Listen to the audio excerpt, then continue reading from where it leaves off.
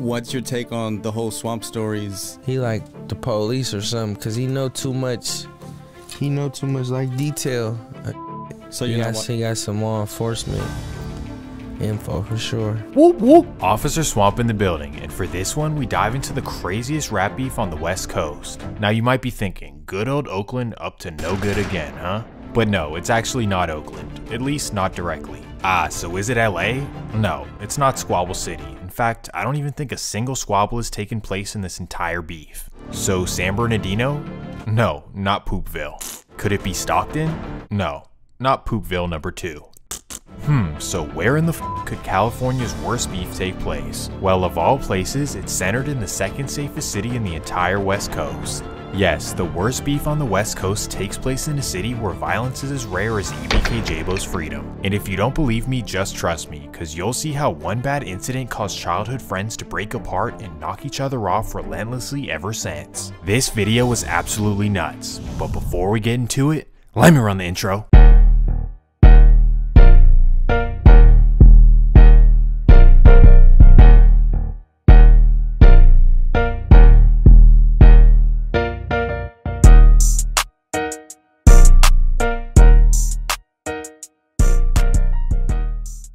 Welcome to San Francisco, truly one of the most misunderstood cities in America. If you live in Middle America and watch Fox News, you probably think that San Francisco is a war zone. You walk out at night, you risk your life there. You get executed. San Francisco, you're executed the minute you walk out. Yes. Just go there and see for yourself. Walk around San Francisco. It is not America anymore. This is totally laughable, because if you know anything about San Francisco, you know that it's not violent, like, at all. In fact, in 2024, the entire city of 850,000 people only had 35 homicides. For context, this would make it very safe even by European standards. Now, after hearing me say this, a bunch of San Franciscans are pissed, like, hey bruh, I know some people who are really like that. Hell nah bruh, my city's really wicked bruh, you just don't know. Now, to be fair, they're both right and wrong, because overall the city is definitely sweet. But there are a handful of serious beefs that have been going on for decades and decades that the world just doesn't know about. And the one in this video, in my opinion, is one of the worst of them all. But in order for it to make sense, we must do a little bit of history, so spare me a couple of seconds. As many of us know, the World War II shipyards brought a lot of black families from the Deep South. And basically when the war was over, instead of going back to Baton Rouge, a whole lot of them wanted to remain in the Bay. However, due to severe redlining, there were only a few places in the city where they could actually live. Firstly, the poorest people were relegated to the projects in Hunters Point, Sunnydale, and Potrero Hill. Then the middle class were able to purchase homes in the Bayview, Silver Terrace, and Ocean View. And for the higher class people with some money, well, they moved into the Fillmoe. Rather quickly, the Fillmoe became known as the Harlem of the West. Popular jazz clubs, fine restaurants, it was truly the place to be. So you could walk in the middle of Fillmoe Street with $100 hanging out your pocket. Nobody would touch you because everybody was making money. They came with a tremendous amount of resources. My uncle, for example, was a carpenter. One was a mechanic. My uncle's brother was a barber. On Saturday mornings, they'd line up, getting their hair cut. And then on Sunday, after church, people came to visit, to see when you'd heard from home. It was a social place. It was truly the place to be. But then, here comes the federal government. Urban renewal. Then they served us papers that we had to get out. And then to be told that now you need to relocate. They forcefully tore down all of the beautiful Victorians and businesses and replaced them with a whole bunch of projects. The Fillmoe, even with some brand new housing projects, was in danger of becoming what nobody had dared name it before, a ghetto.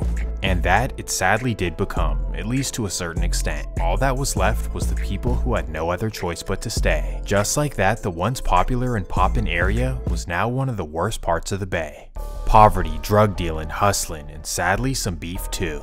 As the neighborhood got worse and worse, the young generation joined together as one massive crew. And over the years, the Fillmoe crew developed a beef with the entire Hunters Point. Two giant crews from completely opposite sides of the city. This was a recipe for disaster. The massive beef lasted for over a decade, with more murders than you could possibly count. It was truly a horrific situation until leaders from both sides decided to get together and squash it once and for all. Thankfully, all that was able to end, but then the next generation would start something possibly worse than the previous beef. They'd spark off the very first internal beef in the Fillmoe, Uptown versus Downtown, divided by Fillmoe Street to the east and to the west. The former massive neighborhood crew split into two and they began knocking each other off. And this is truly when the Fillmoe neighborhood got out of control. Now, instead of having to drive all the way across the city to slide on someone, all you had to do was leave your house and walk down the street. And the fact that everyone involved grew up together and used to be in the same gang made it even worse, cause now it was really personal. Guys from up the way would put their thumbs up, and the guys from down the way would put their thumbs down. And if you were caught in the wrong section, trust me, your life was at risk. So in the late 90s bleeding into the early 2000s, the Fillmoe was truly a killing zone, with former best friends knocking each other off. As you'll see, this set a horrible trend for the future generations, but more importantly for now, it caused the city to tear down all of the projects. First, they tore down the Hayes Valley projects and replaced it with this, then they tore down the Out of Control projects and turned it into this, and finally they tore down the Chopper City projects and turned them into this. And although a lot of the old residents were allowed to live in the new buildings, a lot of them had to move to other cities. How I know this? Well, because after the rebuild, the Fillmoe went from having 5,000 public housing units down to just 1,500. And not to mention that between 1990 and 2005, the neighborhood went from being 75% black down to just 11%. Golly, San Francisco been doing these people wrong since the jump. Hipsters and techies quickly took over the neighborhood, and if you lived there, you would have no idea that it used to be the trenches. So after all those turf wars against Hunters Point and other sections of the Fillmoe, the city pretty much kicked you all out, and now it was all for nothing. Okay, so does that mean the story ends here? I mean, the neighborhood's gentrified, they tore down the projects, and pretty much everyone moved out to the East Bay. The answer is obviously no, because the beefs certainly continued, just they operate way differently and they involve way less people. So after all that damn yapping, let's get into it. It's now the mid-2000s in the Fillmoe, and instead of it being a giant uptown versus a giant downtown, every small section has its own identity, meaning that each individual project is its own thing, with no ties to anything else. So here are the new sections. First, you've got Eddie Rock, the yellow townhomes that span a couple blocks down Eddy and Laguna. Then just a couple blocks down Eddy Street you have Knockout, also known as KO, and for those who don't know, this is what Messy Marv used to rep. Then another 2 blocks down Eddy you have Chopper City, also known as the Chop, or sometimes by 223. These are the 3 sections that share Eddy Street, and let's just say that none of them got along. Well, next we have the Mac, the brown projects on McAllister Street, and these guys are pretty irrelevant, and they're not even in this video.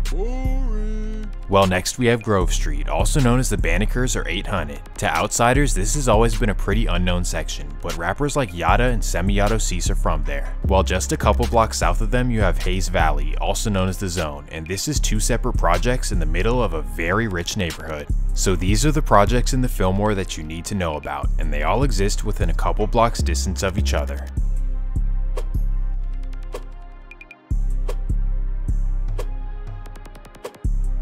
Although all of these sections, except for the Mac, have a long history of knocking shit down, none more have a worse reputation than Eddie Rock. This is because Eddie Rock always saw themselves as the bullies of the area, and they always wanted to kick off beefs. And in the mid-2000s, Eddie Rock were true haters of the only section in Fillmoe that didn't have a project.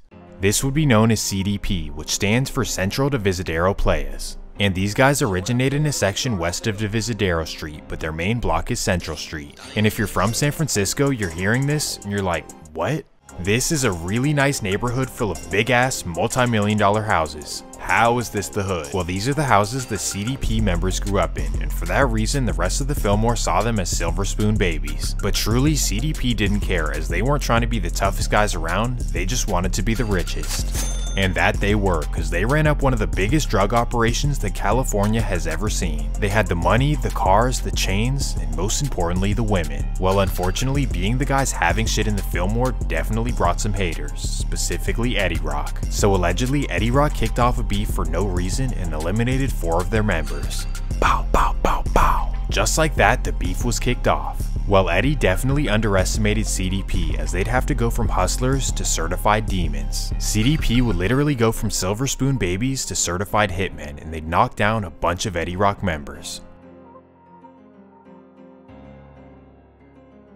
This situation could honestly be its own movie, but you guys don't have all day. But what you need to know is that Eddie Rock pretty much went to war with every single section in the Fillmoe, making them the black sheep of the family. Starting in the mid-2000s, they had bloody wars with CDP, The Chop, KO, Grove Street, and Hayes. This was truly a wild era in San Francisco as a whole, and if you don't believe me, let me prove it to you. In the year 2007, San Francisco had 85 black homicide victims. Mind you, the city only had 45,000 black residents. And if this doesn't stand out to you, let me compare it to Los Angeles, the land of the Bloods and Crips. That same year in 2007, Los Angeles had 94 black homicide victims, but that's despite having 400,000 black residents. I say that to say that being a black resident in San Francisco was 10 times more deadly than being one in Los Angeles. I'm not saying this to glorify anything, I just want you to understand how serious these beefs were. After all this horrific bloodshed, District Attorney Kamala Harris had to put her foot down. In fact, she was so upset with these hoods that she actually sued them, in particular Eddie Rock and The Chop. But even more than this, police began seriously investigating every section of the Fillmoe. After Kamala Harris made it illegal for all of them to post up in front of the projects, all police had to do was drive down the block, see them, search them, and take them to jail. Locked away went 12 CDP members, 15 Eddie Rock members, 10 Chop members, a bunch of KO members, and the list goes on. Pretty much by 2012, all of the streets in the Fillmoe were shut down. Thankfully, this made the neighborhood very peaceful, a tranquility that it deeply needed. But on the flip side, it also had some downsides. What it did was leave a lot of children fatherless, a whole lot of Fillmoe fatherless babies. This meant that the community needed to step up. The guys who were left out of the indictments needed to change their lives around and be there for the younger generation. And thankfully, one person stepped up more than any other, and this would be a man by the name of Lamar Williams, also known as Chi. Chi decided to dedicate his life to steering the youth away from jumping into the streets. This meant constantly checking in with all of the youth and definitely being a shoulder they can always lean on. In addition, he also became a track and football coach at Mission High School, trying to keep kids in sports and off the streets. Not to mention stepping up for his 2 nephews whose parents were swept up in the CDP indictment. These would be Stacy and Laprel Gilton, who tried to play sports what were garbage and instead took a different path. They decide to become rappers under the name of Lil Yee and Lil Peep, and somehow they instantly both blow up. This occurs between 2015 and 2016, and this is the exact time where the young generation of Fillmoe are starting to come outside. But thankfully this is a quiet period, and on top of this, they're not really representing a section. So they take advantage and create a huge buzz in the Bay. Kid you not, every Filipino girl in Daly City and Vietnamese girl in San Jose was like, "Oh my god, I love Lil Peep." So for the next couple of years, Lil Peep and Lil Yee run the Fillmoe music scene. And although they're not really repping a specific project, they're definitely hanging with members of The Chop, Grove, and Hayes. Why I mention this? Well, cause this is the time when a new generation of beef starts to brew. And it all begins when a new rapper hits the scene. This new rapper is a shit disturber, and he's bringing up a lot of old beef. Let me introduce you to a teenager named Toriano Carpenter, commonly known as Dex Krueger. Dex is a short little dude raised on Eddie Rock, who was actually a pretty decent basketball player. But anyone who was around him in real life knows that he was a wild dude, even at the age of like 12. Bippin', stealing pizzas from delivery drivers, literally doing anything. But he was also an extremely talented rapper, and the world would find out after he dropped his very first song. Just like his personality, he'd follow it up with wild and disrespectful songs, dissing his ops and heating up old beefs. Dex did not care about Fillmoe unity, and he'd even say this in his interview. Dex from Eddie. Don't introduce me as a Fillmoe nigga. Some people say this, but some people don't. Like, I don't feel we part of Fillmoe. Like, you know what I'm saying? Because we didn't have problems with the whole Fillmoe at one point. So why would I claim something if that's them? How is we part of y'all and we beefing with everybody? So we not part of them. We our own thing. That's what I say. Well, some people might say they from Fillmoe. I just know me. I'm from Eddie. Dex basically furthers Eddie Rock from the rest of the Fillmore, kind of what the old generation had done. But what he also does is turn up his projects, as people from all over the Bay began coming to Eddie Rock to hang out, shoot dice, and just have fun. So during this era, if you rolled down Eddie Rock, you'd see people from Sunnydale, East Oakland, North Richmond, pretty much everywhere in the Bay. People from everywhere except from other sections of the Fillmore, and that's exactly how Dex wanted it. He's cocky and confident, but not only does he talk it, but he also walks it out in the streets. Remember that everyone in the Fillmore hates Eddie Rock, and Eddie Rock hates everyone as well. Now the next generation kicks it off, and that takes us to the fall of 2019. It's a regular Thursday night in the Chop, and a couple of members are outside posted up. And due to the fact that nothing is kicked off in the beef yet, both of them are lacking, cause why would they carry? But little do they know, a rival from the other side wants to spark it off. So as they're hanging in the parking lot, a white Nissan Altima is creeping up the street. This is when a short man in a white hoodie quickly hops out and runs into the project. While he's running, he begins letting off at the members posted up. Bam! He even chases them into the corner where one jumps on top of the other, and he begins letting off on both of them. After emptying his clip, he runs back to his car and neighbors call 911. Eddie Rock 100% thought they scored, but thankfully after being rushed to the hospital, both of them somehow survived. Specifically, one of them by the name of Javon Lee, also known as V's, he was hit over 5 times and doctors were able to bring him back. Either way, this was still a horrible incident, not just because of the shooting, but because it now kicked off the next generation of beef. The older generation tried their best to stop this from happening, but sadly the next generation was repeating the cycle. So now, after this bloodshed, everyone in the Fillmore was forced to take a side. You're either with Eddie Rock or you're with the Chop. Years and years of bloodshed ahead, and here's how everything breaks down. First on one side and by themselves you have Eddie Rock, and they're represented by Dex and a bunch of hustlers like Money P and Money Man and Kiki and so on and so forth. All in all, it's really not that many people, as I'd estimate between 15 and 20 members. Then on the other side, of course, you have the Chop, and they're represented by rappers GTA Floss and Chop Low. This section, in all honesty, probably only had 10 members total. But on their side is the Zone, and these guys have a lot more members, and a lot more rappers too. Rappers such as Paper Chase Amise, Buddy Bands, Break It Off, Foes, and the list goes on. And of course with them you have Grove Street, which they don't really have many members or rappers, but they definitely are with the business. Finally you have Lil Yee and Lil Peep, and of course they side with the latter side. So now that again you understand that all these guys together are trying to eliminate Eddie Rock. And as you'll see, most of the beef takes place outside of San Francisco, boosting the murder rates in all different cities in the Bay. This is because most of the hood people in San Francisco moved to other cities like a lot of years ago, but still, they kept their beefs. November 6, 2019. It's a regular Wednesday evening in East Oakland, and Dex's big homie Dario is chilling at a friend's house. Dario goes by the nickname of Money Man, and that's because he's one of the first people in San Francisco to invent the bip. Yes, before the whole Bay Area was bipping cars, Dario was allegedly one of the first people doing it. Well, due to the new tensions in his hood, Money Man is a target, and little does he know some ops are outside waiting for him. 7:05 p.m. Money Man walks out to his car on 66th Avenue, and that's when a man hops out of a Dodge Charger. Sadly, the man runs him down. This was a major loss for Eddie Rock, as Money Man was a very important member of the community. You can actually see Dex showing love to him in many of his future music videos, but even Oakland rappers like Baby J would mention him in songs. Rip Money Man, my Eddie niggas told me about the bip. Yeah, this was a major loss, but even after this, the rivals weren't done yet. Actually, before we get to that, we must focus back on 2 members from the Chop. One of them is a 21-year-old by the name of Javon Lee, but is commonly known as V's. And allegedly, this was the main victim of the shooting in the Chop, and he's the guy who allegedly survived the 9 shots. After surviving the scary incident, V's didn't exactly change around his life. Well, January 2nd, 2020. It's the day after New Year's, and a man named Shuo Zeng is celebrating his birthday by getting work done at a local cafe. It sounds kinda crazy, but Zeng is a very talented research engineer from China. Anyways, as he's getting his work done, 2 men run inside the Starbucks. V's and his friend named Byron Lee, and instantly they snatch the laptop and run outside. This is when Zeng makes the mistake of chasing them out the store and yelling. Sadly, this is when he loses his life. This was the tragedy of all tragedies, and the community got together to mourn. Heartbreaking vigil today. Mourners gathered to remember the Oakland man who was killed on New Year's Eve while trying to stop thieves from stealing his laptop.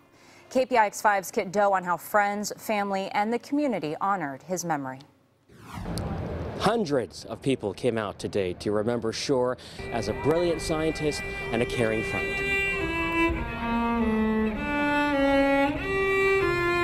By all accounts, Shuo Zeng was one of the Bay Area's best and brightest.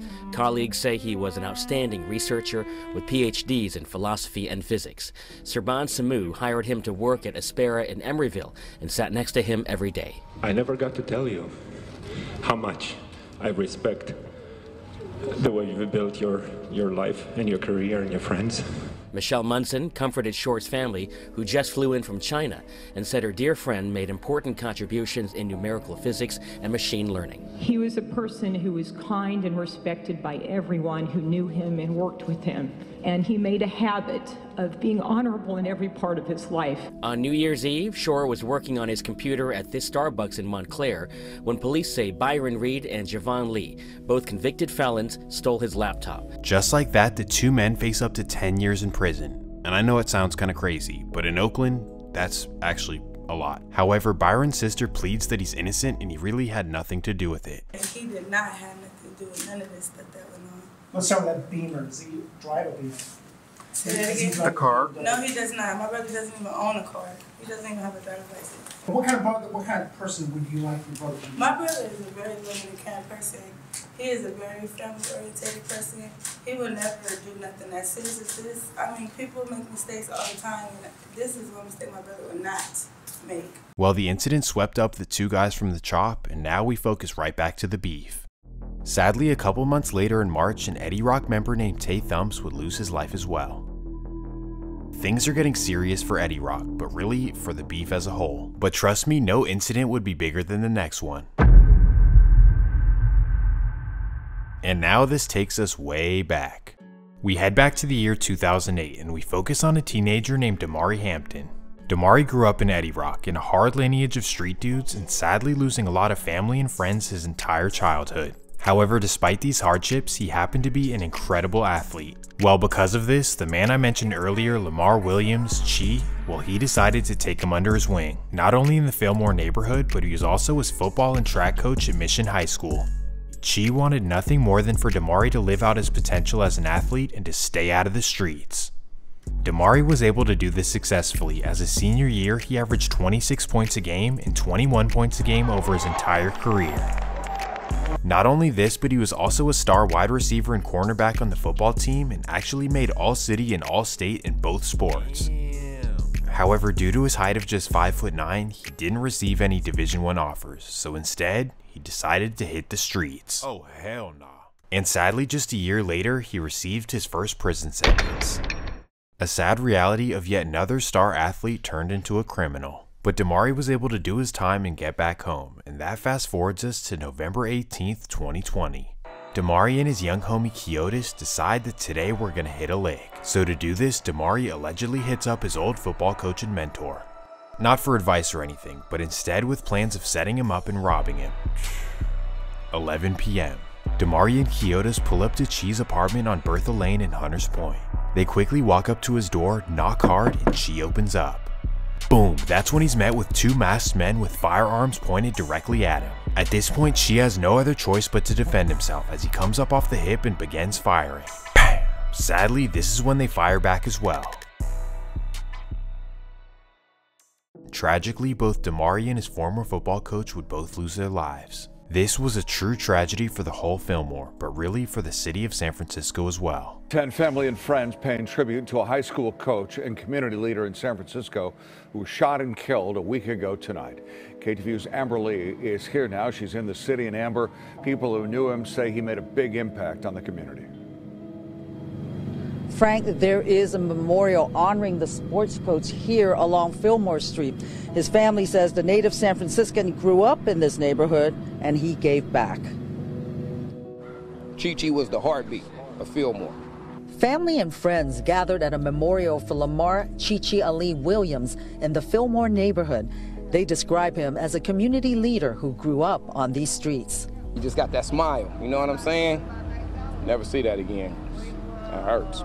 The 38-year-old is being remembered for his work with young people and the community. But last Wednesday night, shortly before 9, Williams and another man were shot and killed at Williams' home in the Hunters Point neighborhood. Motive unknown and no arrest. This is really hard for the family. He was a wonderful person, one of the best that you can meet. He was giving, he was kind, he was loving. I lived my life complete and better, and because of him. I learned how to be a better person because of him. He's gonna put you on the right path, and that's what he did for this whole community, no matter what, you know, no matter who it was or what age you were or anything. This tragedy hit no one harder than his nephews Lil Yee and Lil Pete, who lost their beloved uncle. This one cut deep and definitely ignited a fire. Man, fuck Eddie Rock. The whole other side was pissed over this one, and trust me, revenge was promised. Just 9 days later, on November 25th, Eddie Rock's Dedrick Tucker, also known as Dada Winnin, would lose his life in Oakland. Things are getting serious in the beef, but forget the beef. When you're a hood dude and you're dealing with other hood dudes, life is just dangerous in general. Why I say that? Well, this next story will blow your mind, and that takes us to March 17th, 2021. It's a regular Wednesday afternoon in the life of a young man from the Chop by the name of Tyon Bratcher, also known as 3-3. Tyon is known by everyone as a cool dude, you know, the player type of guy. And on this afternoon, he's set to meet up with a girl that he just met on Instagram. She's from Vallejo, and I can't say her real name, so let's call her Jalea. Well, Jalea tells Tyon to come pick her up from Oakland and chill and, you know. So Tyon is like, cool, I'm on my way. So he grabs his glizzy, hops in his Nissan Altima, and heads across the bridge. At 4 p.m, he pulls up on Jalea, she hops in the car, and he tells her that he wants to get out of Oakland. She says, why? And he responds, I got people hating on me. I cannot sit in no car in Oakland. So Tyon peels off to the nearby suburb of Castro Valley, where he rolls up and they chill in the car. As they're sitting there talking, somebody is blowing up Jalea's phone non-stop. So she puts it on DND, and I guess Tyon doesn't think anything of it. But here's what's really going on. Jalea actually has a boyfriend, a man from Vallejo by the name of Louis Arby, and she told him that she was out of town in Vegas. However, she forgot that she has her location shared with him, and he clearly sees that she's still in the Bay. Why is my girlfriend in Castro Valley, and why is she not picking up the phone? Needless to say, Louis Arby is pissed. Instantly, he takes all of her belongings out of his house and puts them in a trash bag. He then grabs his .40 caliber, grabs her bag of stuff, and hops in his car. He heads off to her location, speeding through with nothing but anger and revenge on his mind. At 5 p.m, he arrives in Castro Valley and pulls right behind Tyon's car. He then hops out with his glizzy and walks right up to the car. What the fuck? That's where he sees Tyon and his girlfriend in the back seat doing you know what. Instantly, he starts yanking on the door with his glizzy pointed at the window. That's when Tyon looks up, sees him, and grabs Jalea and pulls her down. He then grabs his glizzy from under the seat, but sadly, this is when Louis Arby starts letting loose. Jalea opens the door for her boyfriend as he pulls her out to make sure that she's okay. And other than a missing finger, somehow she's completely fine. So this is when Arby takes Tyon's chain, his wallet, and his glizzy, and then he and Jalea hop in the car and speed away. They fly down 580 headed for Oakland. Boom, that's when a parked CHP notices them going over 100 miles an hour and he tries to pursue. He then sees them pull off into Oakland in the distance and he calls Oakland police for backup. But unfortunately, Oakland police do not respond or dispatch any officers. So Louis, Arby, and Jalea get away and they head off to the Berkeley Hills. Louis then parks the car in front of somebody's house and he and Jalea begin walking down the street.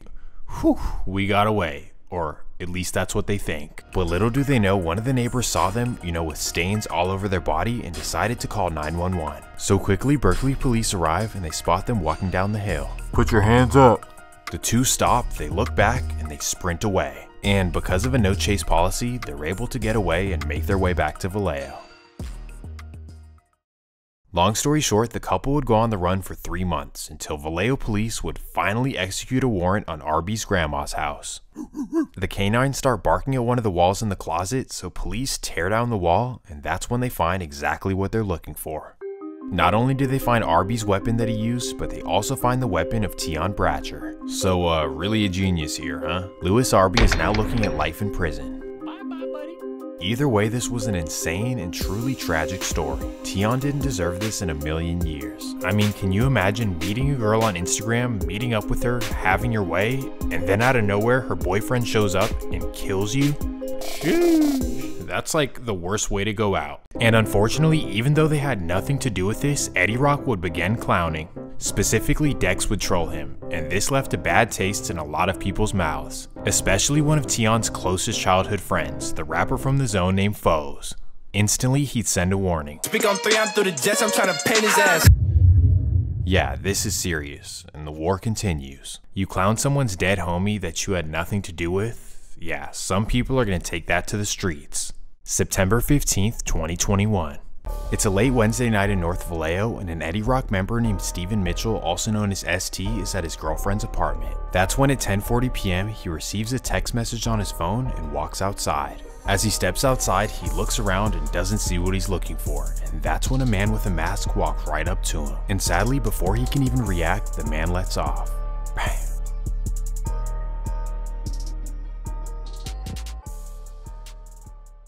But now let's fast forward just 2 days.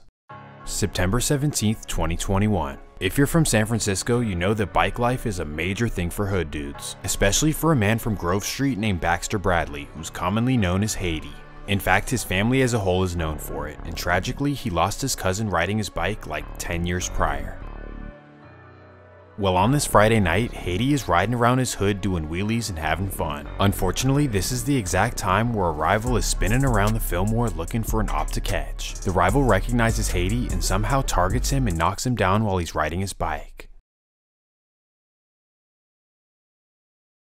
This was a major loss for the whole 468 side, but none more than for Lil Yee.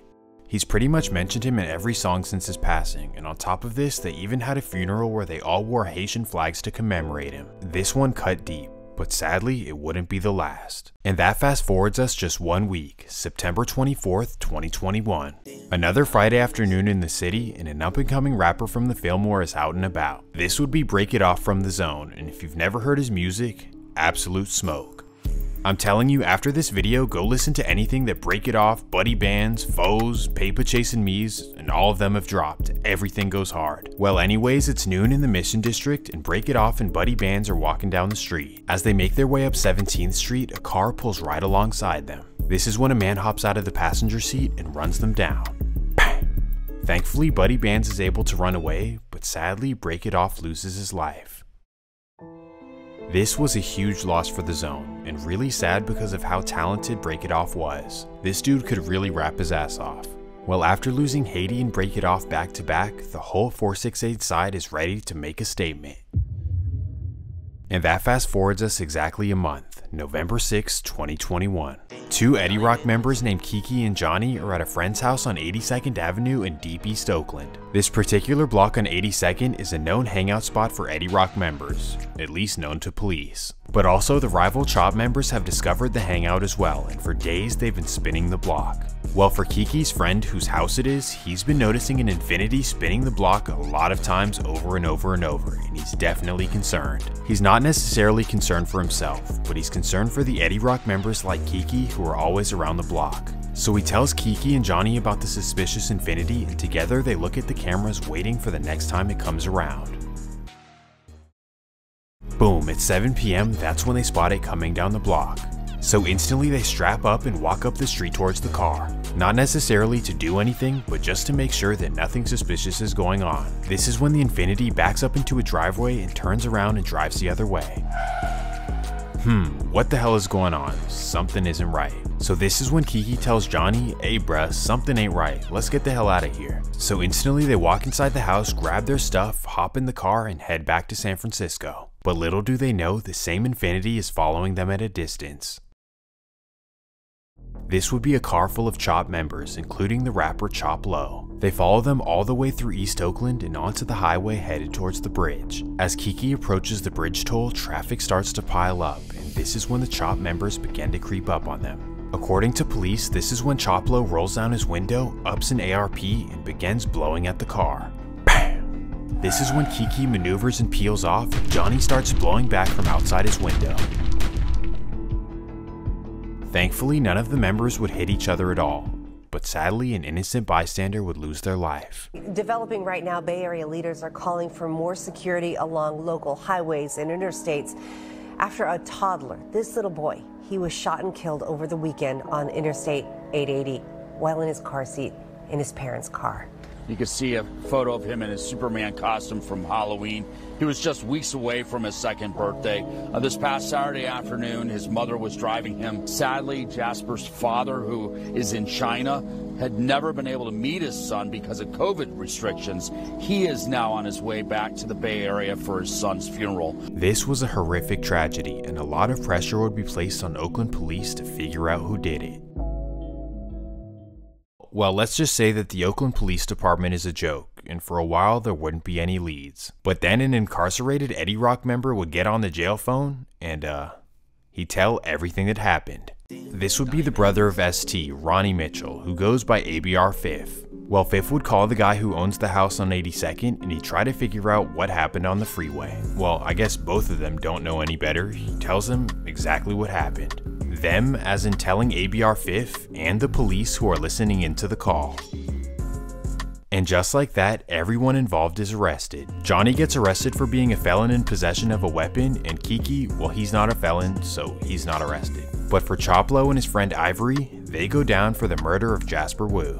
Ivory Bivens and Trevor Green are both charged in his death and have not yet entered a plea. And on top of this, when they arrested them, they found the same weapon used in a shooting in the Sun Valley Mall just months prior. Good Friday, I'm Janelle Wang. That shooting happened just about 2 hours ago at the mall at Sun Valley. It's located just off 680. It was put on lockdown immediately after the shooting. Yep, allegedly that was Choplo and his homie as well. Well, I guess you can say that he's not a cap rapper. But what he is probably going to serve the rest of his life in prison. Or maybe not. Why I say that? Well, prosecutors just reduced the charges against them, no longer facing life without parole or a death sentence. I think that was the right call.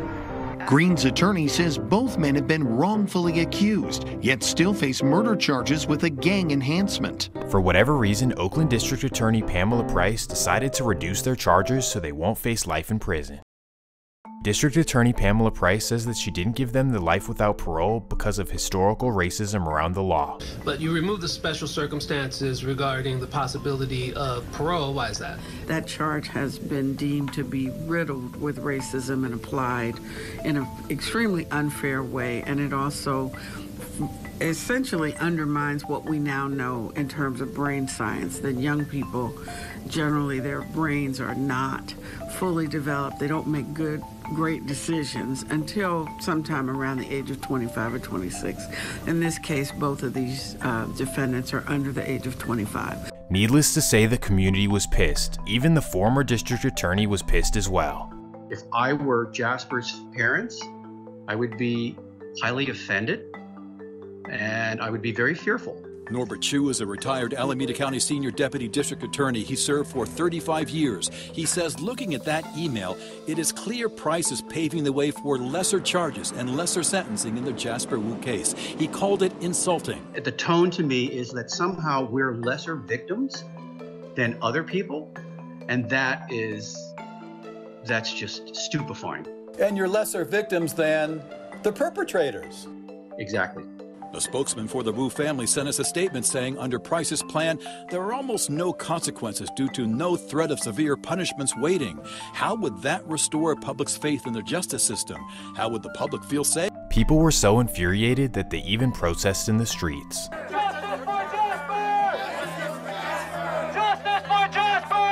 We are angry. Justice for Jasper.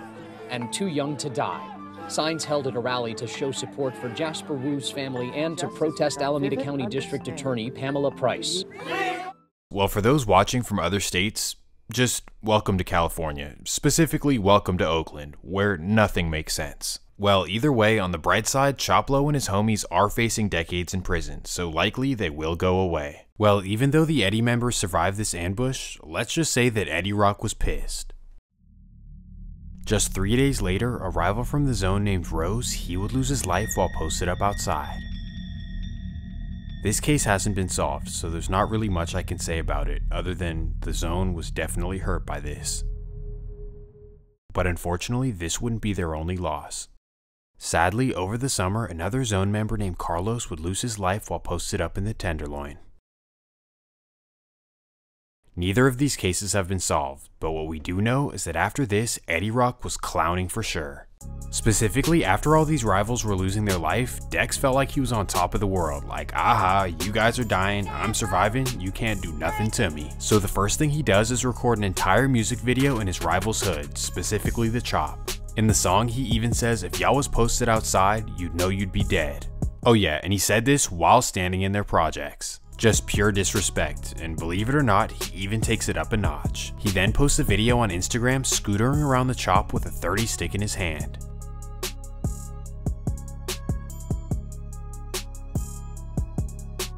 Man, just taunting and more taunting. And let's just say that a rapper from the other side, specifically Fillmoe from The Grove, he was not putting up with it. So right after Dex does all this clowning, Fillmoe drops a direct diss song. I be praying I see Dex where that nigga is a lick. Ain't no point to speak on Shaq cause that nigga is a.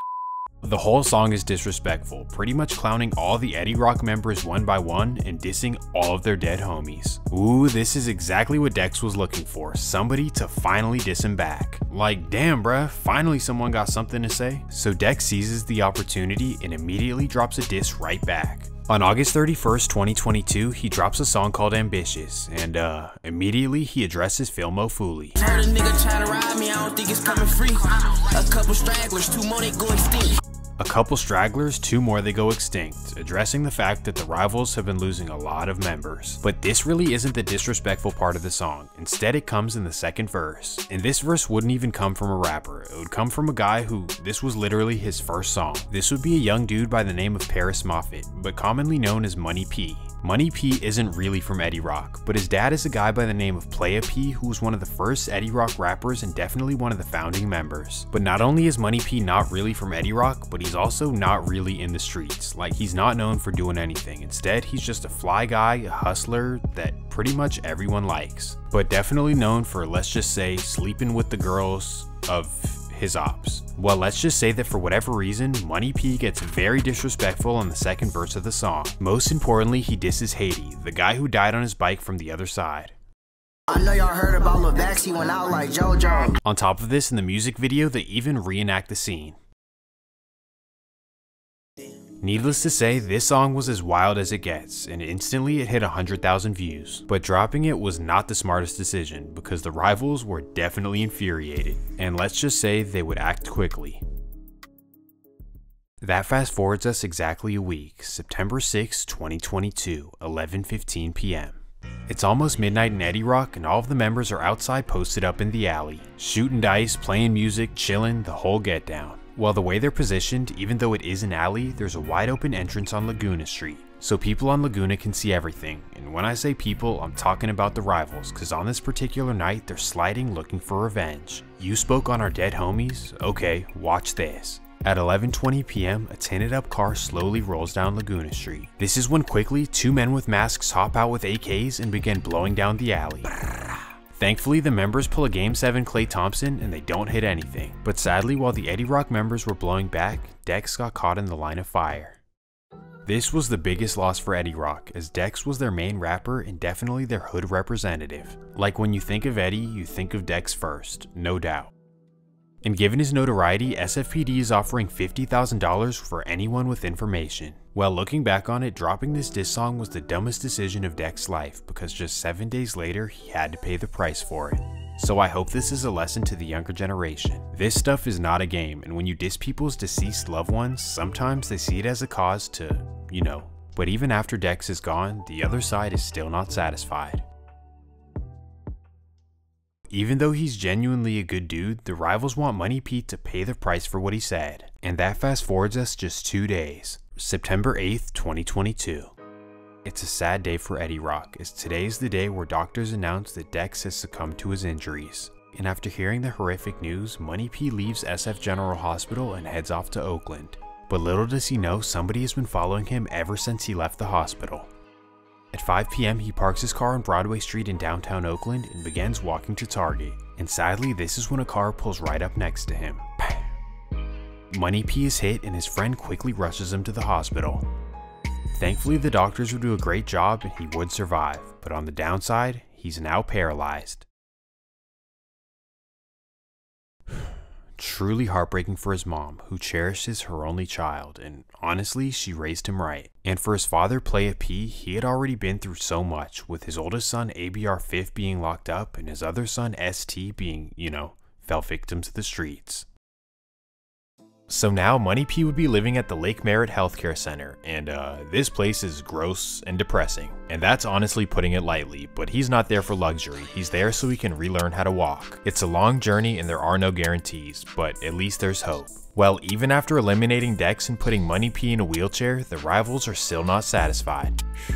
For whatever reason, they still want more victims. So now it's November of 2022, and because of the recent tragedies, Eddie Rock members are not posted outside like they used to be. It's a dangerous time to be an Eddie Rock member, so most of them are tucked off in other cities, or at least trying to be. And that takes us right back to Eddie's main hideout on 81st in East Oakland. The same one where Choplo and them followed Kiki, and then followed him onto the bridge where they shot, Well, Kiki doesn't seem to learn his lesson, because I guess he assumed that because the guys went down, he could go post up there again. But, obviously they still know about this hangout, and specifically a member named Darius Smith, also known as 50 from the Chop. He's on his way. November 4th, 2022. It's a Friday afternoon in East Oakland, and Kiki is at his friend's house on 81st. As he's chilling in the house, he has no idea that 50 from the Chop is outside, allegedly, and waiting to score. And at 3:30 p.m, Kiki walks outside, not paying attention to surroundings. This is when 50 allegedly hops out of his car and lets loose. Bang! Another tragic loss for Eddie Rock, as the losses are just piling up.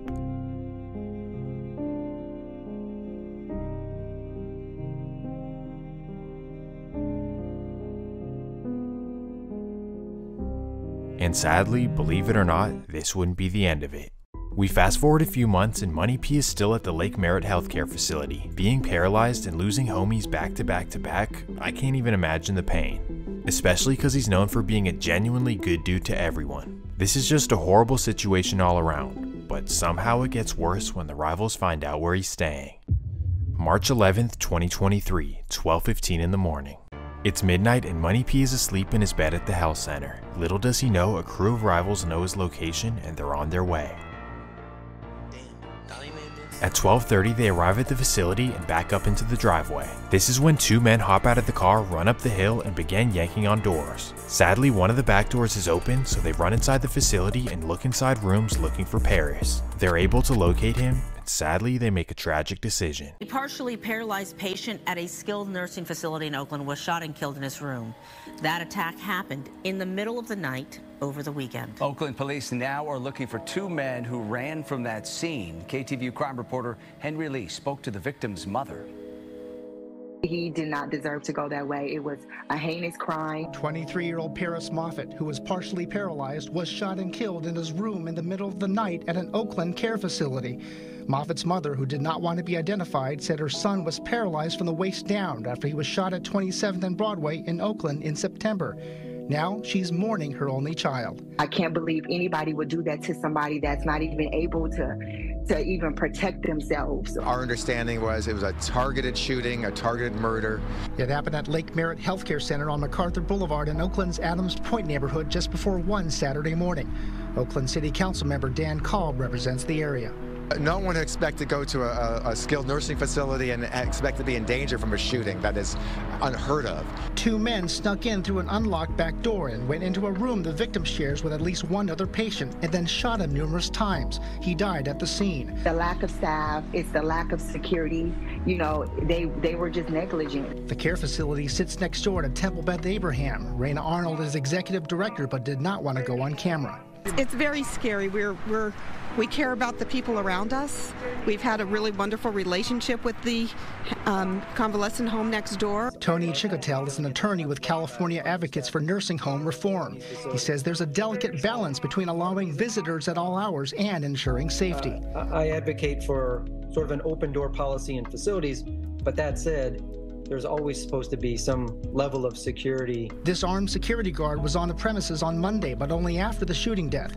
Family members of other patients told me off camera security before the killing was lax. In a statement, the facility said in part that it's conducting our own internal investigation into the incident. Our sympathies are with the family at this difficult time. This killing is under active investigation by Oakland police. Anyone with information is asked to give investigators a call. In Oakland, Henry Lee, KTVU, Fox 2 News. Where was the security? Why was the back door open? Where were the alarms? Just so many questions. And because of this, Money P's dad, Playa P, is suing the facility for negligence and wrongful death. Overall, this is just a horrific situation, and Money P truly did not deserve this. This was a huge loss for Eddie Rock, but also for other sections as well, because Money P was a popular dude. Specifically 2 sections that get along with Eddie, KO and Zoo Block. Allegedly, these 2 sections would join together on a mission for revenge. And that fast forwards us 2 months. It's the summer of 2023 and San Francisco residents are fed up with crime, specifically car break-ins. All day, every day, people roaming around the city, breaking in cars, breaking in businesses, rarely getting caught, and even if they do, they're not getting sentenced. So eventually, residents had enough of the chaos. Voters in San Francisco decided to recall District Attorney Chase Boudin. Overwhelmingly, more than half of voters say the city, said yes to Proposition H, which was the question, should he be recalled? And now that Boudin is recalled, the next step is to figure out who's going to replace him. After recalling the DA, the city replaced him with a hard-on-crime prosecutor. So now with his stance against crime, SFPD decided to step up as well with new tactics to take down criminals. May 25th, 2023. It's a Thursday night in San Francisco and Officer Kevin Burke is bored on duty. He already finished his box of donuts, so he's just driving around looking for anything.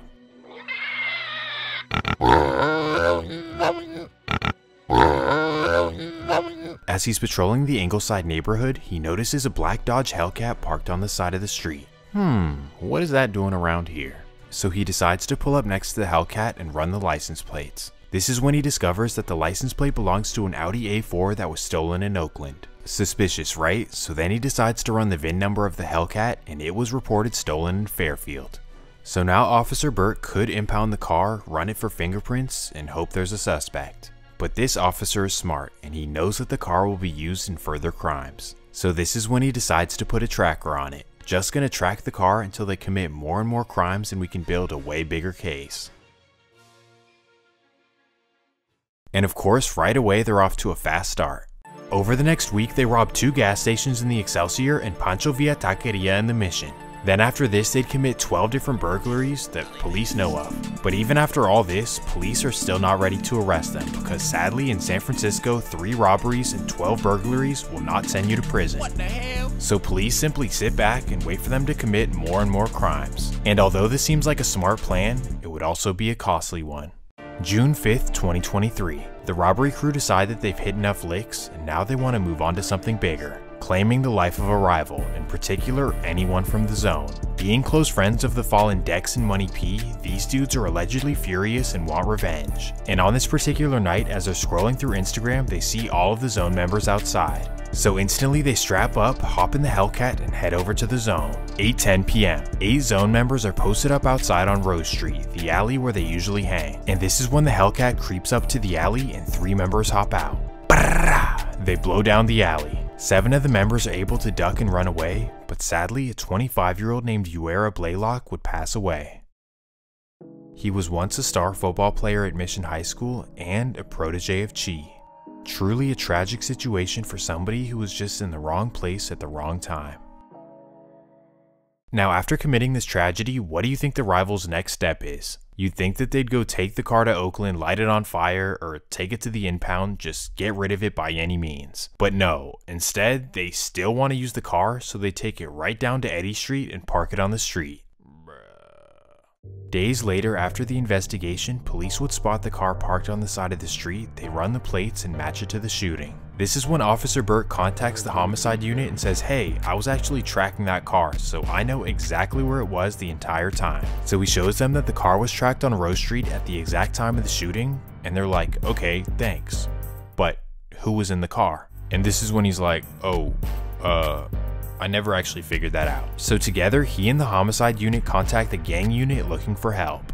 So based on the car being parked in front of KO, the gang unit goes through all the social media pages of KO members, and you won't believe this. This is where they discover an Instagram picture with the KO and Zoo Block members standing in front of the stolen Hellcat. My bad for yelling, I just can't believe they do this. So just like that, the 4 guys would be arrested and now they're facing trial, so we'll see what happens. So much bloodshed over the past couple years, and trust me, there's a lot that I didn't cover. But after this, the beef really had no choice but to calm down, cause in all honesty, there's really nobody left. Over the past 5 or 6 years, the Fillmoe projects have basically wiped each other off the map. And at this point, there's really only like a handful of people left. Seriously, in each section, there's maybe like 5 to 10 guys. Over the span of just 5 years, in this very small neighborhood, over 25 people lost their lives and over 50 people went to prison. But still, the hunt for Eddie Rock is not done yet. March 3rd, 2025. It's an early Monday morning in the Fillmoe, and on Eddie Rock, they're all posted up in the alley. Everyone is now back outside posted up after a couple quiet years in the beef, even by San Francisco standards, as there's only been 1 homicide the entire year. And because of this sense of safety, Eddie Rock is back posted in the alley, not worried about anything. Well, little do they know, even after already having a ton of revenge, the rivals still want more. And at 3:40 in the morning, they creep down the alley, see everyone posted up, and light it up. Sadly, an Eddie Rock rapper named YT Stunts would pass away. Stunts was Dex's best childhood friend, so for him to pass away on the same exact block that his best friend did is truly tragic. And unfortunately at this point, Eddie Rock is pretty much extinct.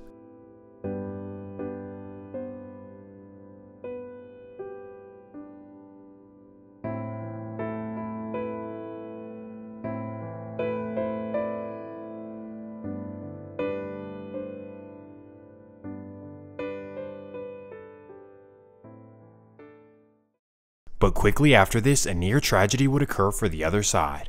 Just 2 days later, March 5th, 2025. It's a Wednesday night in Los Angeles, and the Fillmoe's biggest rapper Lil Yee is in the studio trying to make a hit. Boom, that's when a masked assailant runs into the studio. He whips out on Lil Yee while he's recording, and he demands his watch. But Yee is not giving it up as he tries to fight the man off, and sadly, the man lets loose. After being hit multiple times, Yee is rushed to the hospital by his friends. He flatlines twice during surgery, but thankfully somehow doctors were able to revive him. Either way, this was a shocking incident, and instantly people started jumping to conclusions. Honestly, I have no idea what this was about, but trust me, Lil Yee is not the person you want to go to war with. Well, either way, we nearly lost yet another Fillmoe rapper, but thankfully he was okay. Now the video is down to one last incident. Even after eliminating the majority of Eddie Rock members, the other side is still on a mission for revenge. Now you're probably wondering, who was even left from Eddie Rock to even target? Well, that brings us back to the tragic loss of Lamar Chi-Chi Williams. If you can recall, there were 3 people involved in this tragic situation. Obviously, you have Chi as the victim who passed away, and then you have Damari as the suspect who also passed away, and finally you have a man named Lotus Martin. He goes by the nickname Lo, and in the situation where they went to go rob Chi, he allegedly started blowing back. Well, technically under California law, he was supposed to be charged with double murder. So technically, if convicted, he was supposed to get like 50 years in prison, but that didn't happen. Because in 2025, he was somehow released back onto the streets. And even though the other side pretty much exterminated Eddie Rock after the loss of Chi, they still wanted this man gone. And that takes us to April 14th, 2025. It's 5:30 p.m. in the Tenderloin, and Lo is posted up on Turk and Mason. And because it's been 5 years since the Chi incident, I guess he assumes that time heals all wounds. I say that because he's outside posted up with no mask in one of the busiest parts of the city. Well, little does he know, a rival had spotted him and he's on his way. At 6 p.m, a car slowly pulls up, a man hops out of the back and runs up on Lo. Bang! This was the ultimate nail in the coffin for Eddie Rock. And hopefully it's the nail in the coffin for the beef as a whole, because this cannot continue. I mean seriously, the Fillmoe pretty much wiped each other out, and that's on top of all the gentrification and displacement. I'm telling you, there's so few people left in each section that it's honestly tragic. Like in 5 to 10 years, the Fillmoe as we know it could be completely gone, and I'm not exaggerating. And then you have to ask yourself, what was the point of all the beef? Now obviously there is no point, but still, you're killing and dying over hoods that in 10 years most definitely will not exist. Well, I hope you enjoyed the video, or at least learned something from it, because a lot of this San Francisco history is not reported in the news. So if you enjoyed the video, please make sure to leave a like and subscribe, and let me know in the comments what you want to see next. Peace!